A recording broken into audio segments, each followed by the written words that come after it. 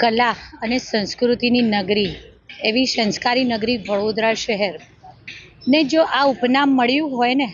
તો એનું શ્રેય કોઈને જતું હોય તો એ આપણા સૌના આદરણીય રાજવી શ્રી સર સયાજીરાવ ગાયકવાડજીને જાય છે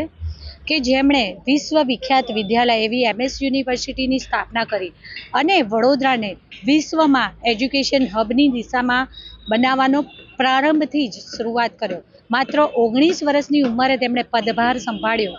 ત્યારથી પોતાના રાજ્યને વિકાસની ગતિ આપી છે. બેંક ઓફ બરોડા દ્વારા આર્થિક રીતે સદ્ધર બનાવવાની દિશામાં બેંક ઓફ બરોડાનું સ્થાપના કરવાની હોય કે પછી નેરો ગેજ રેલવે દ્વારા વડોદરા શહેરને યાતાયાત એટલે કે વાહન વ્યવહારની દિશામાં નાગરિકોને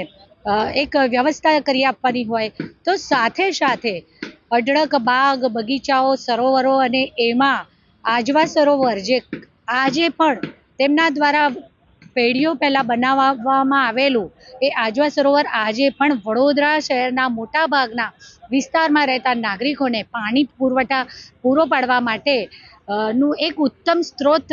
અને અનુપમ સ્ત્રોત છે કે એના જેવું કદાચ બીજું સર્જન ભવિષ્યમાં ક્યાંય ન શક્ય હોય. તો સાથે સાથે વડોદરા મહાનગરપાલિકા દ્વારા તેમના જન્મ જયંતિના અવસર પર પ્રતિવર્ષ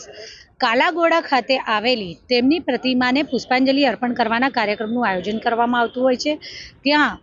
આજ રોજ વડોદરા સ્ટેન્ડિંગ સમિતિના ચેરમેન શ્રી ડૉક્ટર શીતલભાઈ મિસ્ત્રી, વડોદરા મહાનગરપાલિકાના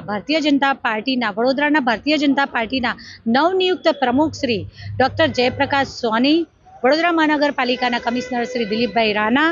મારા સૌ સાથી સભાસદશ્રીઓ, વડોદરા શહેરના અગ્રણીઓ અને નાગરિકોએ સૌએ સાથે મળી અને તેમની પ્રતિમાને પુષ્પાંજલિ અર્પણ કરી, સ્નેહાંજલિ અર્પણ કરી. આભાર.